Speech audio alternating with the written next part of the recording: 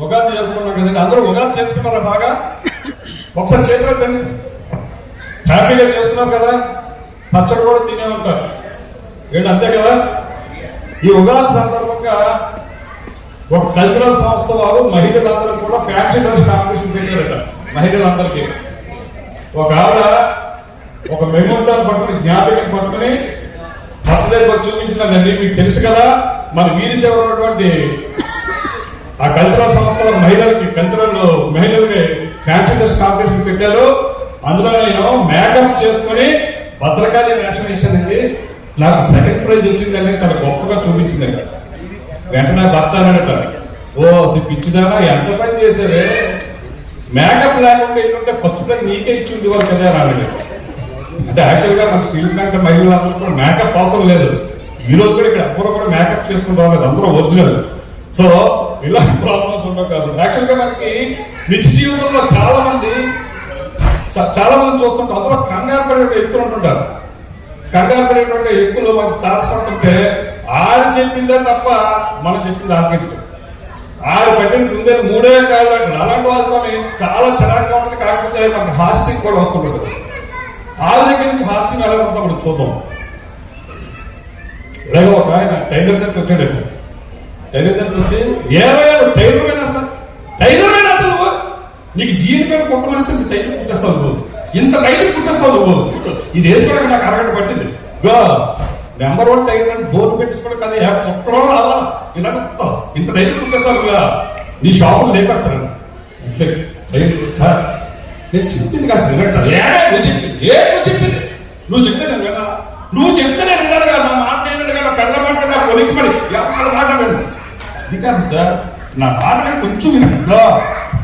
నా వెనకాల రావు లేవనుకుంటావా, నా వెనకాల చిట్టుబాబు గారు ఉన్నారు, నా వెనకాల పెద్దబాబు రామకృష్ణ గారు ఉన్నారు. ఇక మొత్తం ఇక నీ షాప్ లేపేస్తాను. మా ఊరు కానీ నేను ఏమనుకుంటున్నాను, అతనైతే కూర్చొని చూడు, అతనైతే కూర్చొని చూడు, నాకు జీవితం సరిపోవట్లేదని నీకు క్లాత్ తీసిస్తే ఇంత టైం కుట్టేస్తావా?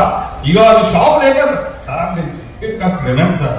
ఇక మళ్ళీ ఎంత మాట్లాడుతున్నావు, నీ షాప్ లేపేసి నీకు ఈ ఏరియాలో నీ షాప్ లేకుండా చేస్తున్నాడు సార్. ఒరే చెప్తే ఆలోచించి పెట్టుకున్నాను. నువ్వు వేసుకొని వచ్చింది నేను కుట్టిన జీన్ ప్యాంట్ కాదురా, మీ ఆవిడ లగ్గింగ్ వేసుకొచ్చావండి. ఇలాంటి వాళ్ళు అనుకుంటారు, ఆడవాళ్ళు లగ్గింగ్ వేసుకుని ఎక్కుతుంది ఎక్కడ కదా. నేను ఇలాంటి వాళ్ళు చదువుతుంటారు కదా, మనకి చదువుతారు తగలరా. సో ఇలాంటి ఇంకొకటి ఒక జోక్ చెప్పుకొని మళ్ళీ మనం స్కిట్స్ లోకి వెళ్తాం. యాక్చువల్గా ఇంకొక 5 రోజుల్లోనే మనం శ్రీరామనవమి జరుపుకుంటున్నాం కదా, దానికి సంబంధించి ఒక రిలేటెడ్ ఒక మంచి జోక్ చెప్తున్నాం. ఈ జోక్ మీకు ఎవరు చెప్పరు.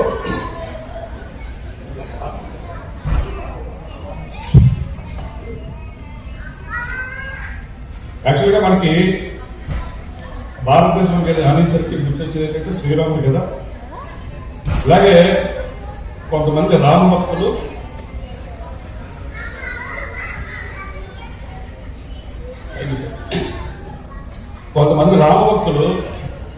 అయోధ్య రాముల వారిని దర్శించుకుందామని రైలు కంపార్ట్మెంట్ లో అందరూ కూడా చక్కగా సుందరాకాండ పారాయణ చేస్తున్నారు.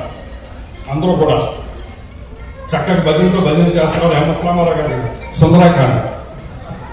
ఆ సుందరాకాండ పారాయణ అంతా అయిపోయిన తర్వాత అక్కడ అందరూ కూర్చున్నారు. కూర్చున్న తర్వాత అందులో ఒక ఆయన ఉన్నాడు, ఏంటి నిజంగా రామాయణంలో రాముడు హీరో అయితే సుందరాకాండలో హనుమంతుడు హీరో. నిజంగా ఎంత గొప్పగా పాడేటండి ఆయన.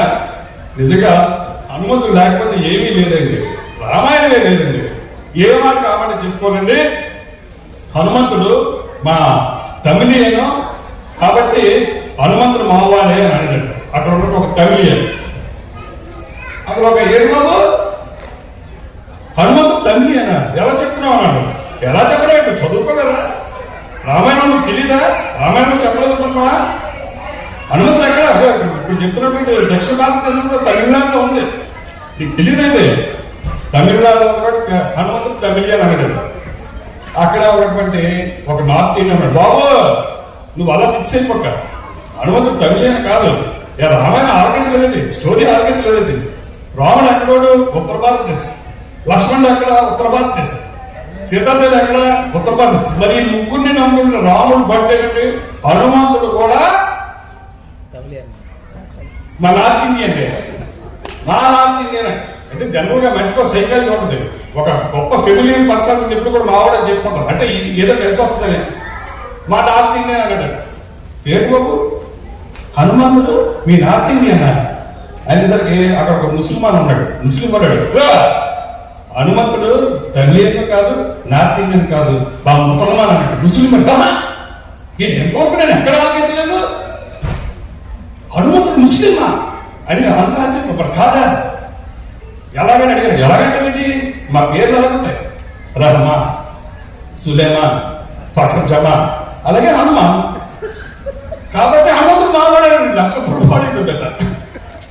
ఆ వెంట పక్కన ఉన్నటువంటి ఒక ఆంధ్ర మనవాడు ఉన్నాడు. ఇక వీరిద్దరు కొట్టించుకుంటున్నారు కానీ అదేమీ కాదు. హనుమంతుడు తమిళియన్ కాదు, ఉత్తరాది వాడు కాదు, ముస్లిం కాదు, మా ఆంధ్ర వాడు అన్నాడు. వీడు ఆంధ్ర వాళ్ళ ఎలా చెప్పాడు, ఎలా చెప్పబెట్టి మీకు తెలీదా?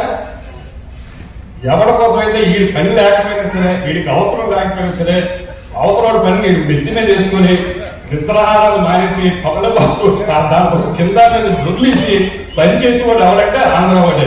మరి ఆ పనులన్నీ హనుమంతుడు చేశాడు కదా. యాక్చువల్గా హనుమంతుడు అందులో పనేం లేదు, అంత లోపలనే అలాంటి పనులన్నీ చేశాడు కాబట్టి హనుమంతుడు మావాడే. కాబట్టి ఆంధ్ర కోసం గట్టిగా